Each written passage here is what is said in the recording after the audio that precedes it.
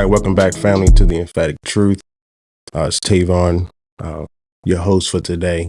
And today's topic's a little different. We're going to be diving back into the recent blog I wrote last year around November timeframe, entitled "The Paradox Between Mental Health and Building Wealth."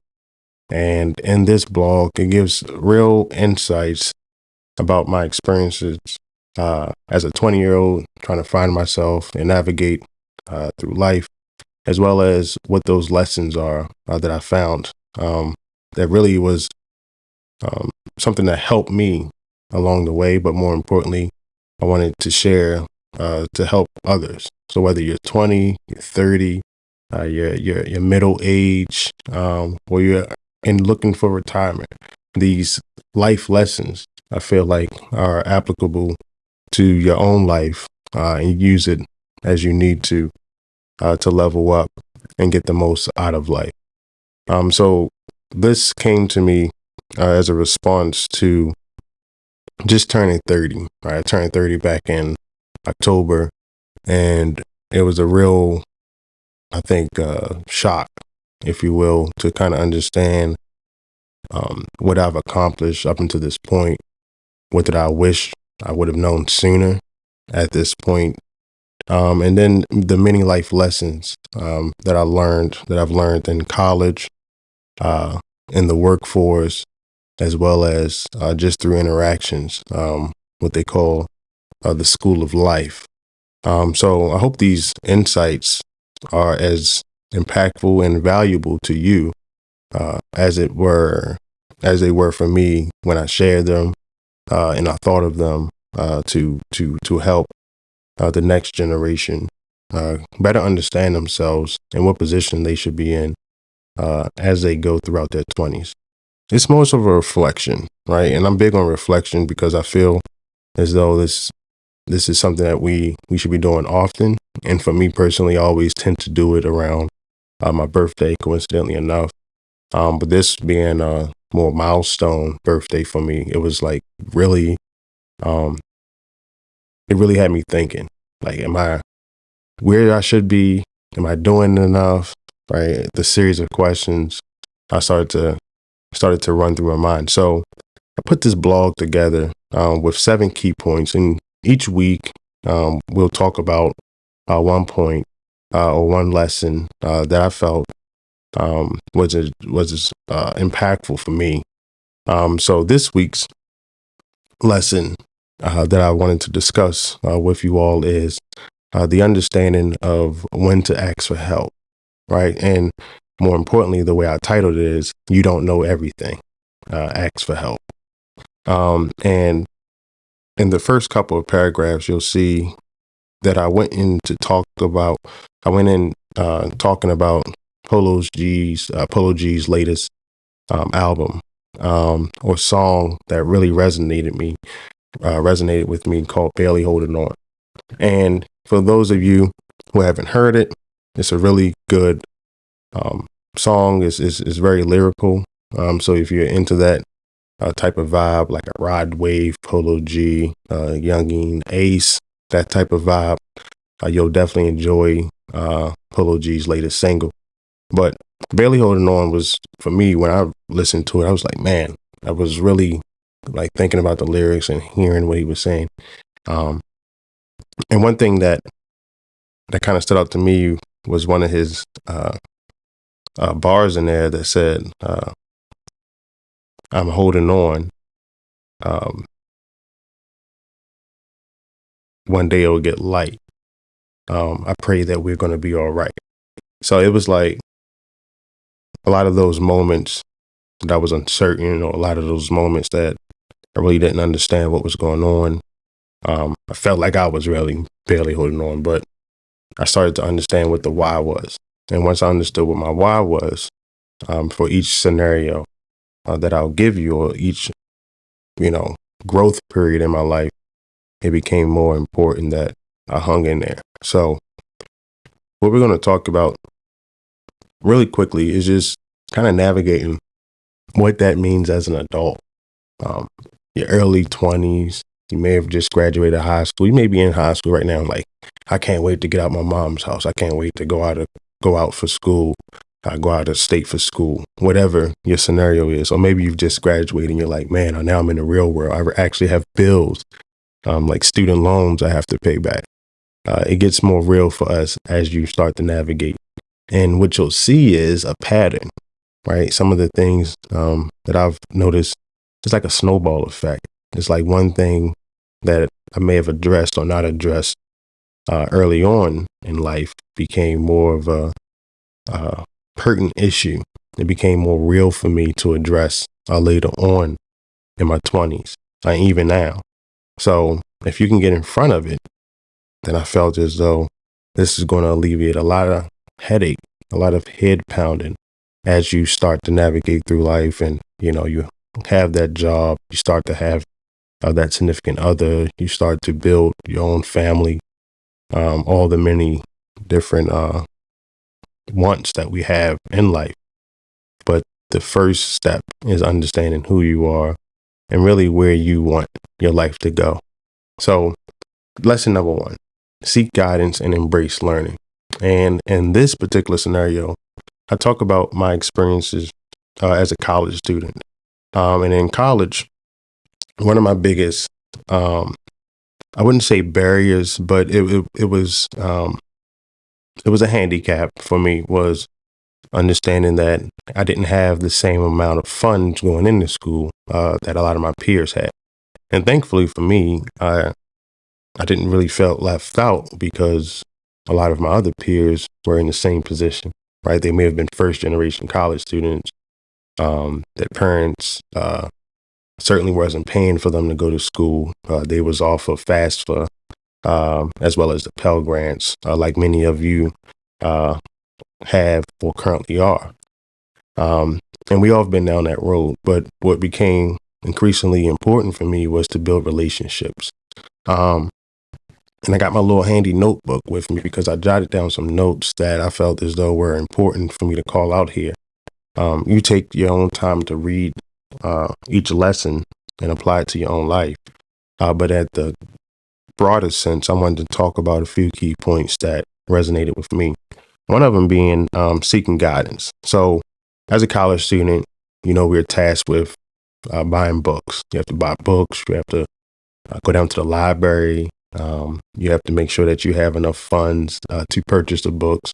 And the books that aren't included in the library or may not be available at the library, you have to purchase via Amazon, Chegg, all the other many different lenders or book resources that your school may afford you.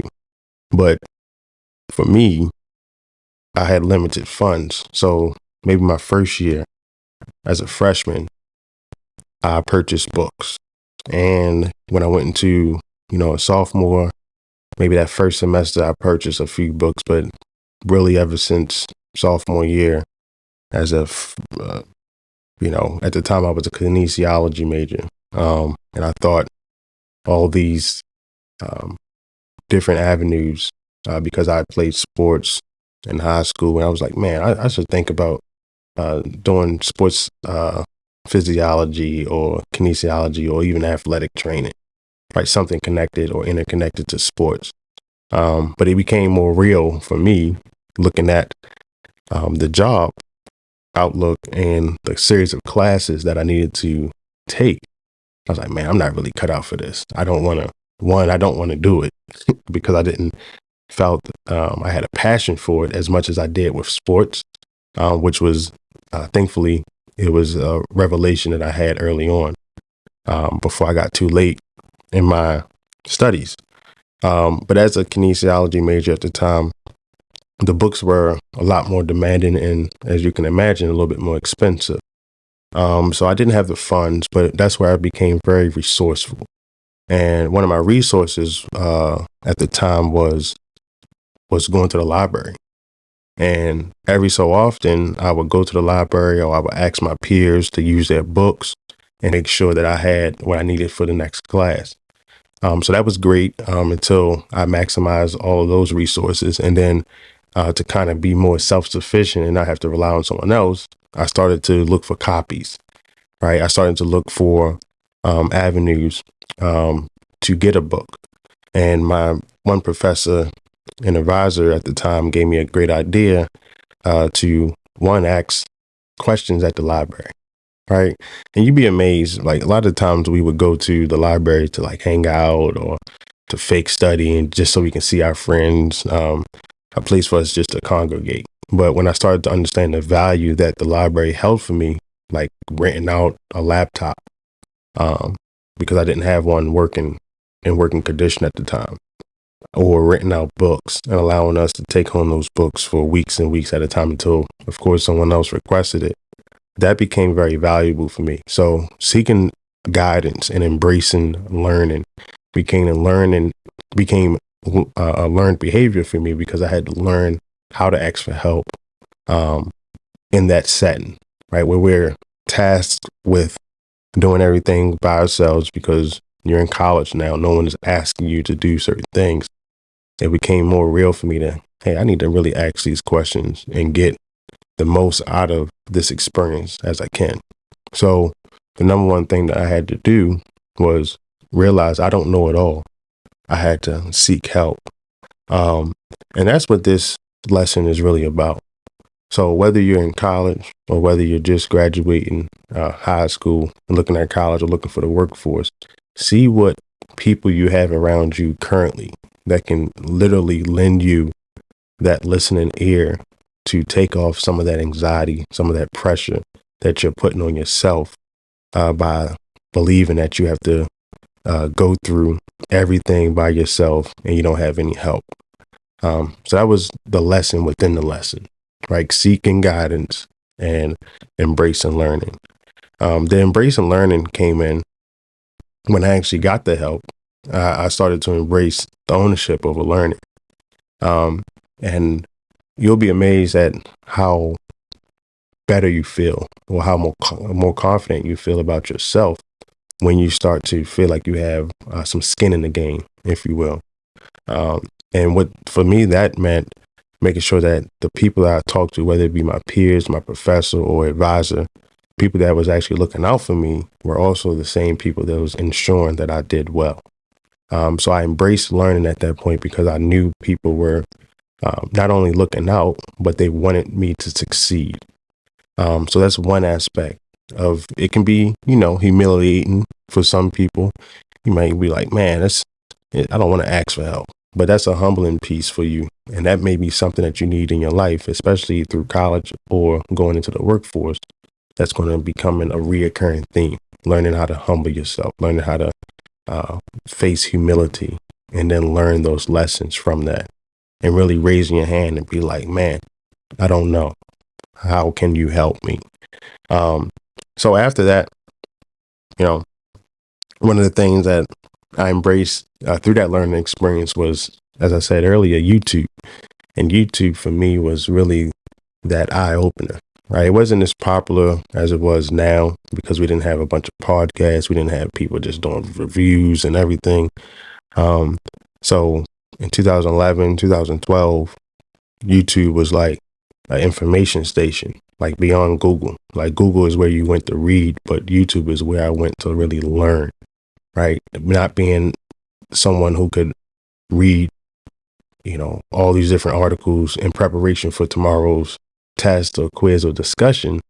I had to have like an informational overload, but digest this in a way that was suitable for me, which was through videos. So that valuable sense came when I was like, man, I really need to start understanding how am I going about getting this information from YouTube. So I credit YouTube University, as what I called it, as one of those things that helped me understand where my place was in the realm of being a first generation student and what resources were afforded to me to help me get there. It helped me feel confident about learning. So I would encourage you, if you haven't sought out different ways to learn, or if you may be on the fence or you may be too prideful, take some time and really look at the world around you. Look at the people that you have in your corner. And if you don't see anybody that can help you or that's doing better than you and want to see you succeed, then you may need to turn the other direction and start walking that way and see who can really be there to embrace your learning and help you, right, with that guidance. Because you're seeking guidance and you're embracing learning, but who's there to help you through that process? So throughout that lesson and throughout that experience, it helped me understand how I wanted to maneuver through life. And for many of us, we come from a place where, no, I don't need help, or I know it all, or you don't got to tell me I know. So and so said it. But how many times do we hear that before we actually take heed to that information, before we actually listen to that information? And a lot of the time, we can save ourselves years, days, months of heartache and headache by actually just taking that advice and really trusting that person who's giving you that advice. And one thing that really stood out to me was a few weeks ago, I was talking to a mentor and therapist of mine, and he was saying, start to frame your questions like this when you're trying to help people. Do you trust me? Right. And I was like, man, that's a little different way to, get someone to really convey to you whether or not they believe what you're saying. It's not a belief thing, because they can believe and never act. But do you trust me? Do you trust that I have your best interests at heart? And when I started to think of things that way, I'm like, yeah, that's a good way to put it. So if you don't trust the person that you're also asking for help or for advice, then evaluate yourself. What is it about you that's not really ready to seek guidance or embrace that learning? Is it some maturity within yourself? Is it some experience in yourself that you're still holding on to, that feel like you have to do it by yourself, that you don't need any help? Or is it just fear? For me, it was all three.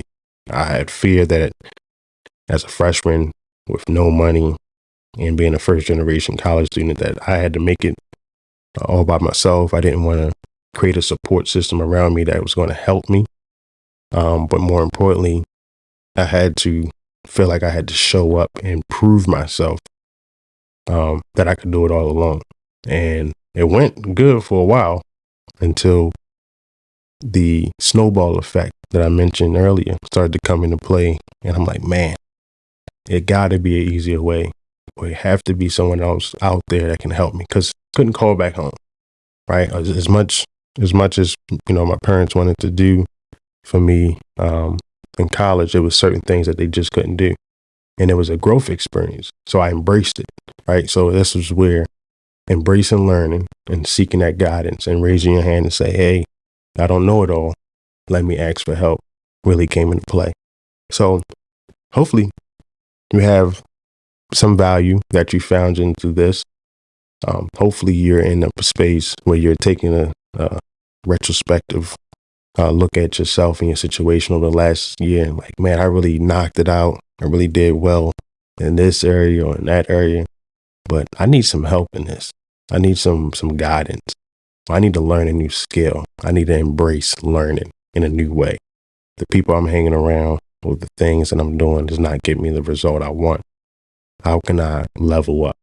And that's what 2024 is really about. It's about us stepping outside our comfort zone, not being complacent, not being okay with being mediocre, and really saying, how can I level up? What do I need to do to level up? Seek guidance and embrace learning. Before we close, I wanted to talk about this last quote here, where it says, you are never too old to learn, and you are never too young to teach. Always have a thirst for learning. And that's what I want to leave you all with today.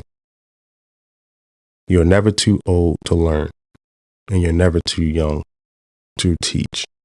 Always have a thirst for learning. And that's why I want to leave you all today, because if I said anything, I want you to understand how your life is not what happened, yesterday.